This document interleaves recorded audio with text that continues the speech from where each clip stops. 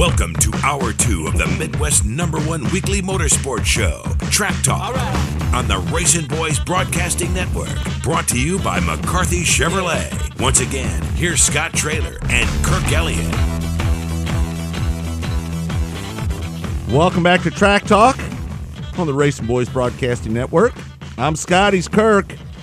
Got a good show for you. In just a moment, we're going to be talking to Rick Beebe, who made the A main down at Humboldt last night for the USMTS race. Big car count turnout down there. 72 cars showed up, and Rick had to come out of the B, but rallied back to get him a decent finish, so we're going to be talking to him in just a minute.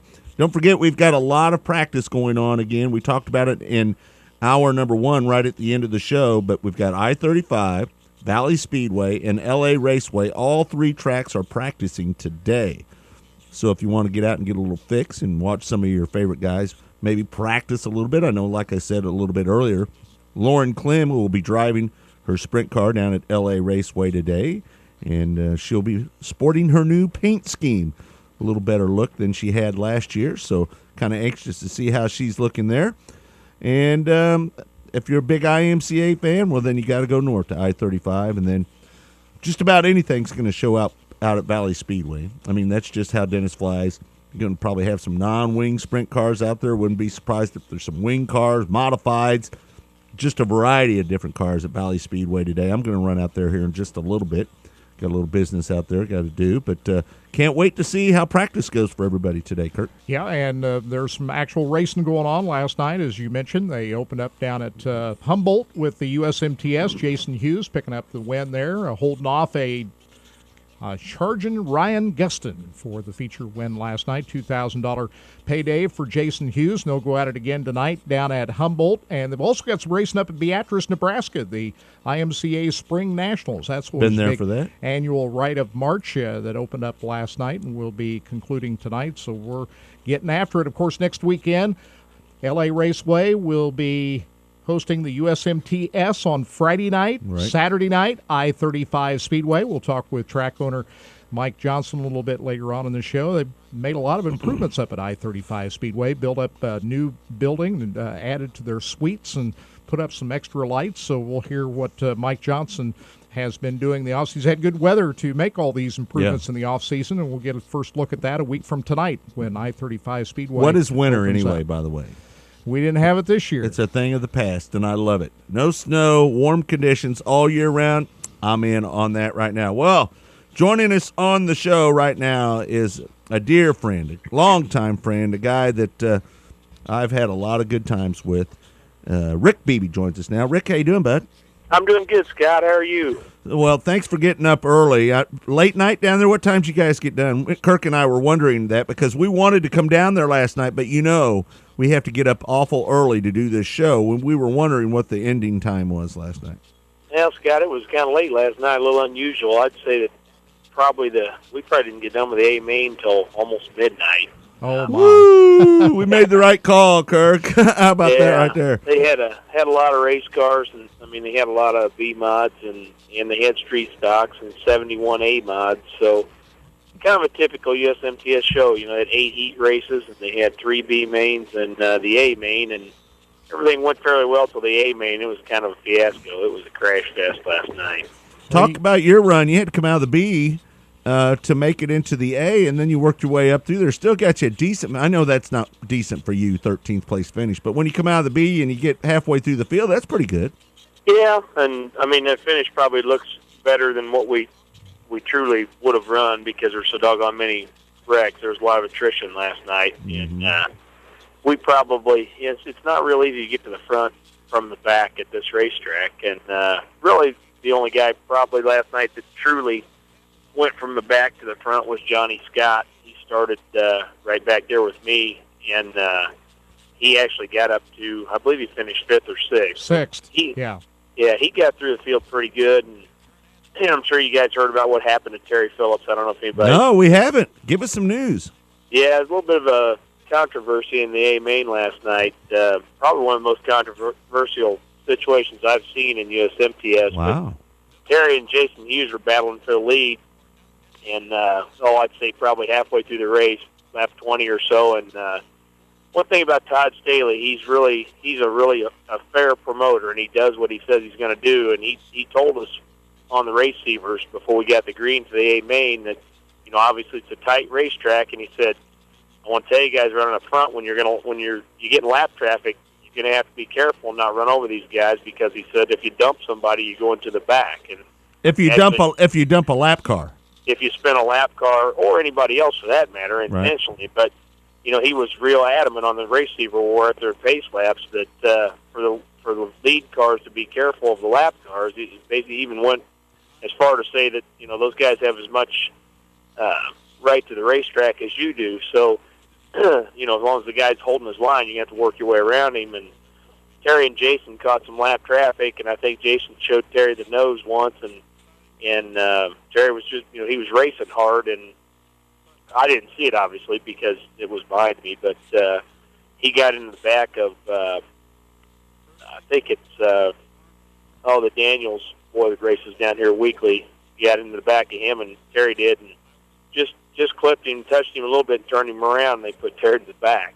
Wow. So through the caution, he had to go to the back, and he helped me get back toward the front, because he got around me, but I was able to stay with him and follow him through traffic, and it was good for me, bad for Terry, but that was kind of unfortunate. The finish was really, really good. I believe Jason Hughes got Ryan Gustin on the last lap by about a half a car length, and would have been a heck of a finish. TP'd have been in there, too. Yeah, what was the reaction of Terry after the race last night? Probably wasn't good. I didn't talk to him after the race, but I'm sure he probably wasn't too happy. But, you know, Terry's a smart racer, too, though, and I'm sure he knows what he did, and you know, I'm sure he won't do it again. That's one thing, you know, if Todd tells you he's going to do something, he sticks to it, and he doesn't play favorites either. So yeah, he's a fair promoter. And Terry's been on fire here. The last big win he had down there at Las Cruces. I mean, he's been picking up some pretty good pay. Yeah, won Las Cruces, and then last weekend he won the Jerry Hoffman's race, the Turkey Classic or whatever there at Springfield. And yeah, Terry's fast. I'm telling you, he's between him and Jason, and then, you know, I guess you would say Kelly Shryock. Those guys are always, well, and Gustin too. Those four guys are going to put on a heck of a show. Kelly got in a wreck last night, and actually I think him and Chris Brown, who was in his backup car, were involved in the same wreck. It took Kelly out. That hurts. So tore up Brown's car a little bit. I think he finished, but and he didn't have to go to the back, so obviously he didn't cause the caution. But yeah, Brown ended up 8th last night. So yeah, Kelly got he didn't get torn up bad, but he didn't continue on. So, why were there so many wrecks, Rick? Well, Scott, this track is, you know, it's a great racetrack. I've always said this Humboldt racetrack is a fantastic racetrack for the fans, and maybe not so much fun for the drivers. It's just so doggone narrow, and, you know, everybody's racing really hard. It's the first race of the year for a lot of these guys, and there was just a lot of guys that were probably driving a little bit over their head last night and just got into each other. No patience, Rick? Would you call it no patience? Yeah, no patience, and you know, couple that with a very narrow, super slick racetrack, and it puts on a good show. But it tore up a lot of stuff. I mean, I had a kind of a strange thing happen to me last night. I hooked a rut down in turn 2, probably around halfway through the race, and my hand came off the steering wheel on the left side, and I hit the kill switch and killed the engine. Got run over from behind. Oh. You know, obviously there's cars right behind me, and they weren't ready for me to stop right in front of them. So killed the motor, but obviously I reached up to turn the switch back on. And the time I got the motor running, I got run over and knocked both the rear quarter panels off our car pretty much. So we got to fix that today, but that was just due to, you know, kind of stupidity on my part, I guess. But it was a crazy race. It was probably one of the wildest USMTS races I've been in. Rick, does that track ever act like it's going to take rubber?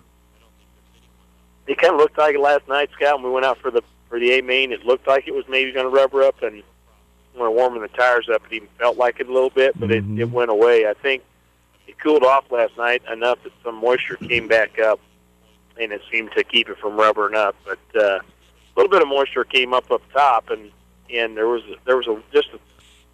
probably a tire width of moisture on the top of the racetrack, so you could actually get up and run right around the wall, you know, if you wanted to risk tearing the quarter panel off. And Right, I know right. you guys have been here. That's kind of risky here, but that was really about the only way you could get much passing done was to drive around people on the outside. A lot of times if the track is blowing dust, the track might look like it's getting ready to take a little rubber. We found this out last weekend out at Yuma. It looked like it was going to take rubber, but then it started blowing dust, and that dust got back up on the track, and it kept it from taking rubber. Yeah, and it does that here, too, because you're exactly right, Scott. That's a good analogy, but the guys run the bottom, and they throw the crumbs and the dust up on the black and keeps it from rubbering up.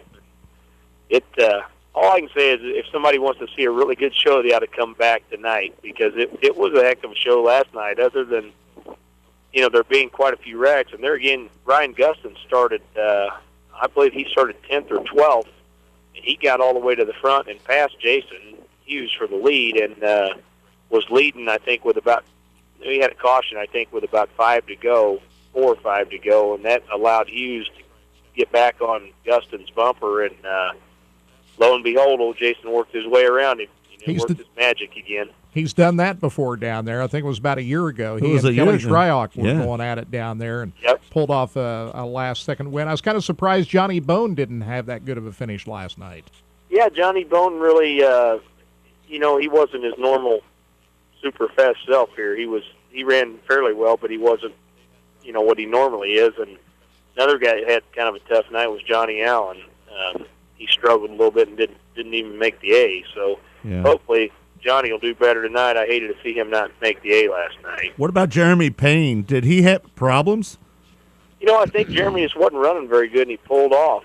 He may have had a problem, but it's hard to say. He was fading back pretty quick, and he's been struggling a little bit, since he got away from Terry. He struggled in Houston all 3 nights down there, and I don't know the reason for his struggles, but he's just not running like he did when he was with Terry. He's got the same type of race car. He's got a GRT car, his own race car, and I think he might have just pulled off last night just because he wasn't happy with how his car was working. Yeah, it's another complete show tonight. This is a complete show, $2,000 to win. They start earlier tonight, don't they, Rick, 5:30? Yeah, I think hot laps will be at 5:30, and truly, if things go well, which the USMTS mains normally do, we normally are able to run, if not green to checker, usually not more than 2 or 3 cautions. And if that happens, I'd say people will get out of here by, I would expect, on an average 10 o'clock anyway. Yeah. At latest. So last night was kind of unusual. It'd be worth coming. It'll be a good show. Rick, I was noticing a lot of the drivers, and, it looks like to me there is a lot of guys out there with the tour right now, maybe more than I've seen in the past, because I don't notice the normal amount of local guys or regional guys running in there. It seems like a lot of these guys are from parts unknown, different areas. We've got some guys from Missouri and Kansas, obviously, but it seems like it's more of a national thing this year than ever. It is, Scott. Todd has a heck of a deal going right now, and here last night I would say more so than any place that I'm used to racing. There were a lot more local cars here than what we normally see. I would say on an average you'll see 6 or 8, maybe 10 local cars at a USMTS race, and down here last night there was probably 25 or 30 local cars, 71 total. So they're 40 touring cars, maybe 45, and the rest of them were some cars that would normally maybe run at Humboldt. The good thing about that is that folks that want to come and watch their local guys compete against the tour, it's kind of a neat deal. And you're right though. This series has got to where it's gotten quite a following of guys that are doing a lot of traveling. With the economy as it is, it's amazing. But Todd's doing something right because he's got a heck of a show. I know. We had a guy with us last night that has been going to races with me for years, but he never been to a USMTS race yet. And after that race last night, he said, man, he thought that was probably the best race he'd ever seen of any type. And I've had an awful lot of people say that come watch these races. And it's kind of like you guys said, like Kelly and Jason last year. Jason did the same thing this year. He passed Guston on the outside and beat him by a half a car length. That's just typical of these races. They're awesome. Yeah, you got to be thrilled that you can kind of save on fuel with all these races around the Kansas City area in the next couple of weekends. LA Raceway next Friday night, I-35 Speedway, and the weekend after that, a return to Humboldt Speedway. Yeah, we're just so fortunate, really, living in Kansas City.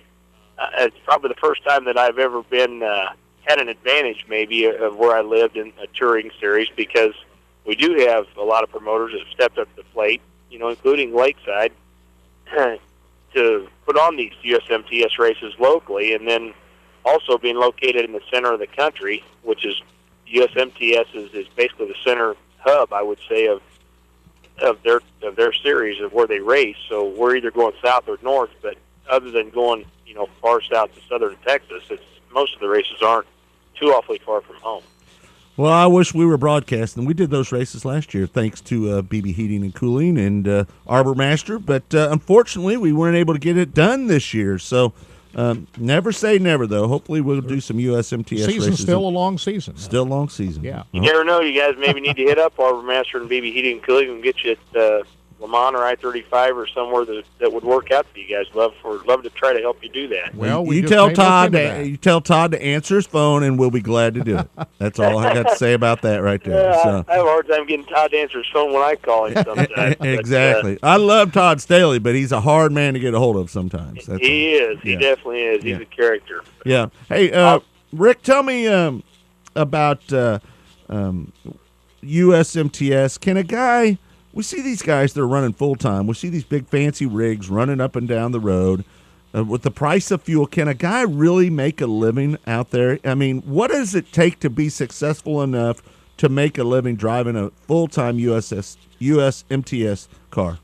Well, Scott, you and Kirk are both smart enough to know that in basically any type of racing, you're not going to make a living doing it unless you got some money behind you. And right. The way these guys are making a living is the same way the guys were making a living when I raced ASA full time. They've got, they're basically hired gun drivers that are getting paid to do it, and hired gun crew chiefs. That's what USMTS has come to. It's pretty much you got to be well funded to make a living doing it. You got teams like Ed Gressel's team that Guston drives for. Most of those teams have a hired driver and a hired crew chief, and then at least one more hired guy that goes with them. So wow. Most of them are three-man teams, and then whoever else shows up to help them. But three paid guys at the racetrack every night. And wow. With the amount of races that they run, which I think this year is 78 to 80, somewhere in there, that it gets pretty costly to be able to do that and be competitive every night. Yeah, I sit here and look at like how we do it when we're traveling with the national tour. And, there's a lot of the guys that are driver owners, and they say that's the only way they can make it, that the combination of a car owner and a different driver is hard, because after you give your driver his cut, then there's really not enough left over, that the guys that are the most successful are the guys that actually own the car and drive it themselves, along with a little bit of sponsorship.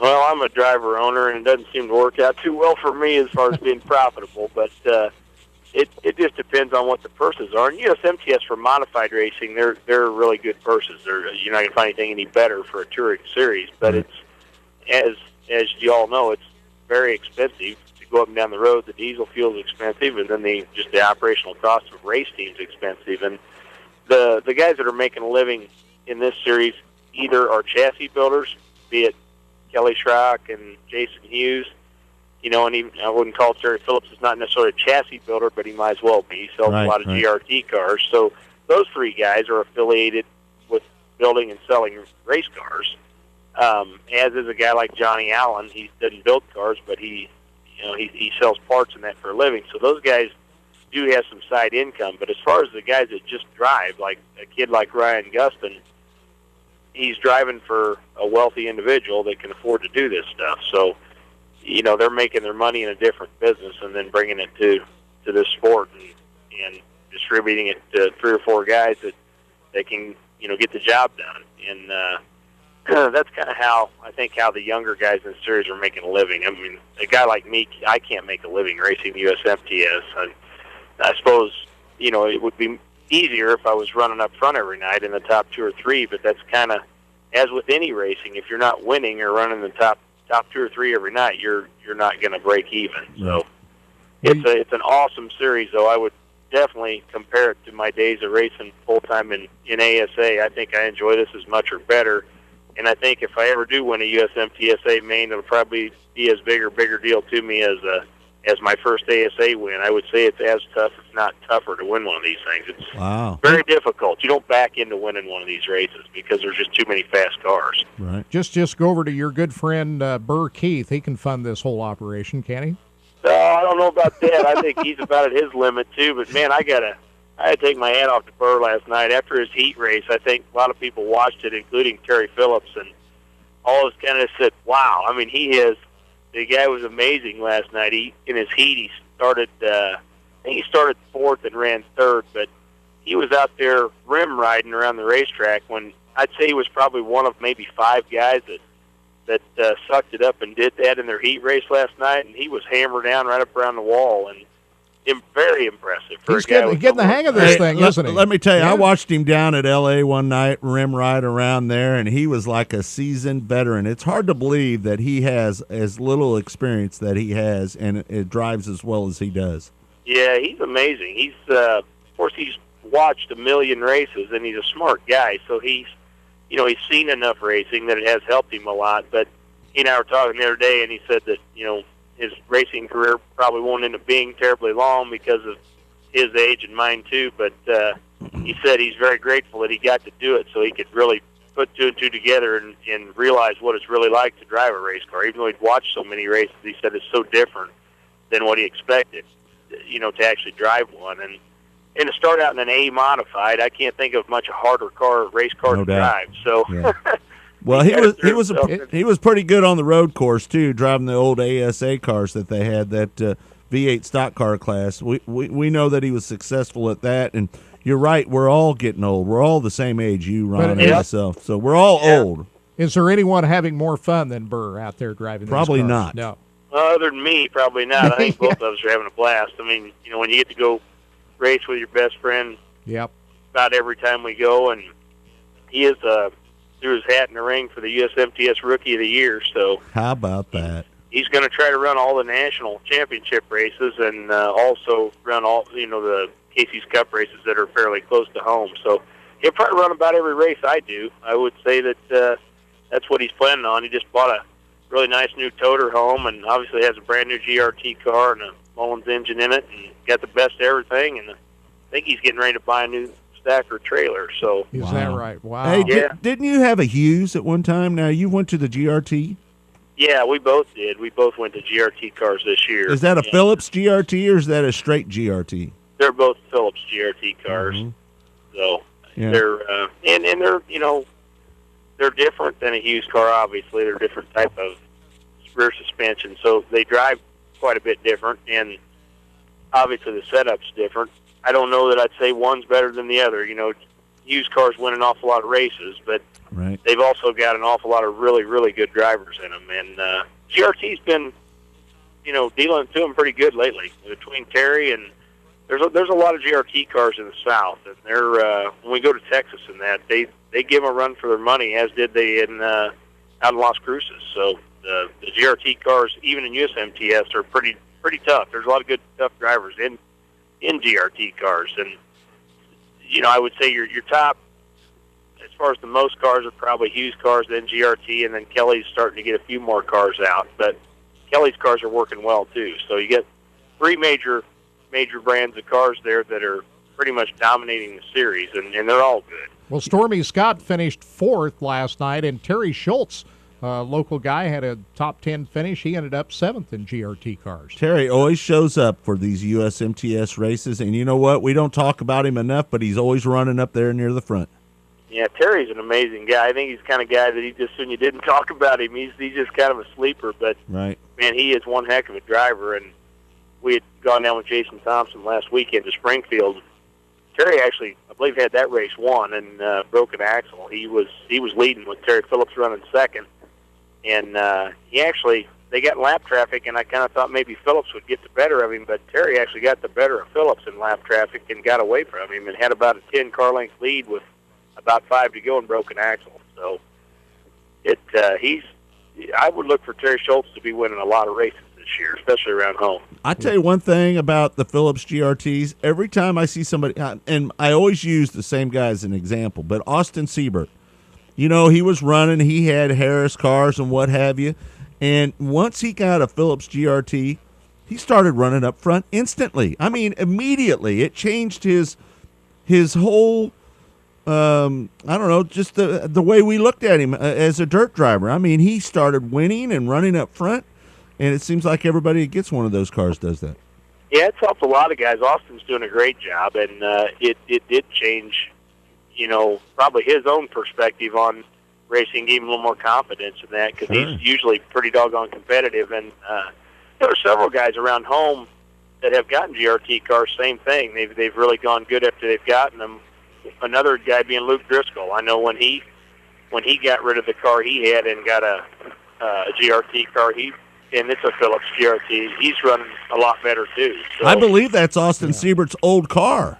Yeah, it is. Yeah. And I know Luke got that, and I think went and got his first win with it, the first race that he ran with it. I believe it was at Springfield, if I remember right. Yeah, if I remember right, the Sieberts were a little disappointed to see that right out of the box. They purchased a new car. I think it took them a few weeks to get the new car figured out, and then the old car's out there winning races. They're going, uh-oh, maybe we made a mistake here. Yeah, I think so. And, I don't know. I know Austin, I believe, was in my I'm not positive, but I think he was in my heat race last night. I think he had to start a ways back, which I started a ways back, too, in my heat. I started sixth. And, that doesn't sound bad, but when you got to start third row and beyond in a USMTS heat race, you might as well kind of concede that you're probably going to have to run a B because it's very difficult to get enough passing points if you start 6th, 7th, 8th back in there to make the A main. You've got to run at the worst probably second in your heat race to make it. And that doesn't sound real difficult probably to a lot of listeners that are used to watching local racing and where it is possible to do that. But most of these heat races are pretty doggone stacked, and they've got at least 4 really fast cars in every heat. So if you start back a ways, your chance of getting enough passing points to go straight to the A, it doesn't happen very often. Not even with the top guys. Even Hughes, Gustin, and Phillips and those guys, they start back, they're going to be in a B main. Austin Siebert finished 10th, started 10th, finished 10th in the second B main last night.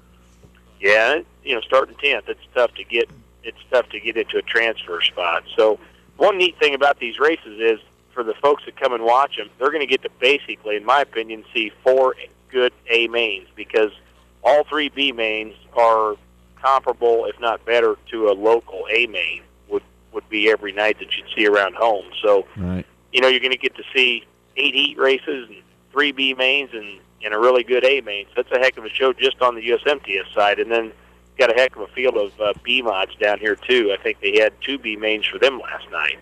Huh. And that's quite a show as well. And Whitworth, as usual, have worked real hard to make a good racing weekend show out of this deal. Rick, I don't know how they do it to determine the lineups. Do they do a pill draw? How do they determine their heat lineups?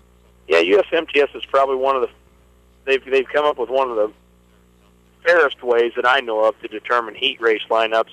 They've got numbers 1 through 200 in the sack, and you draw a number in whatever that number be. Say you draw number 100. Then at the drivers' meeting, they have a redraw. So they draw a number out of the bag. They put all the numbers back in the bag. They draw a number out of the bag. First number they draw is a tire draw where Bowman Tire gives away a free American Racer tire.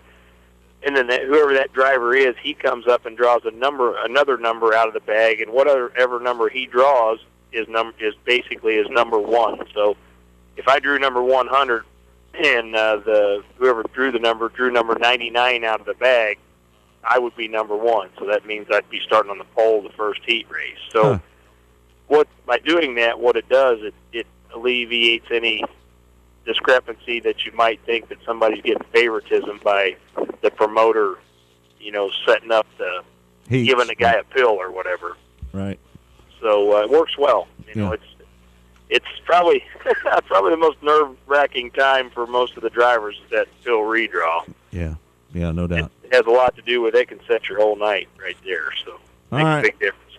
Well, Rick, we appreciate you taking the time, hanging out with us here for a little while. Good luck tonight. Again, action gets underway. Hot laps at 5:30, correct? Yes, sir. That's right. All right. Well, good luck down there. Tell Ron I said hey, and tell Todd that his phone might be ringing this week, all right?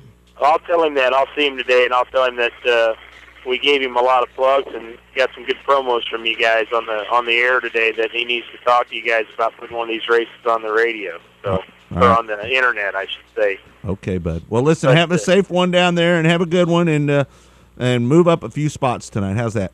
Well, sure, try to. I appreciate you guys having me on as usual. It's great talking to both of you. Thanks, Rick. A good man right there, Rick Beebe. Take care. All right.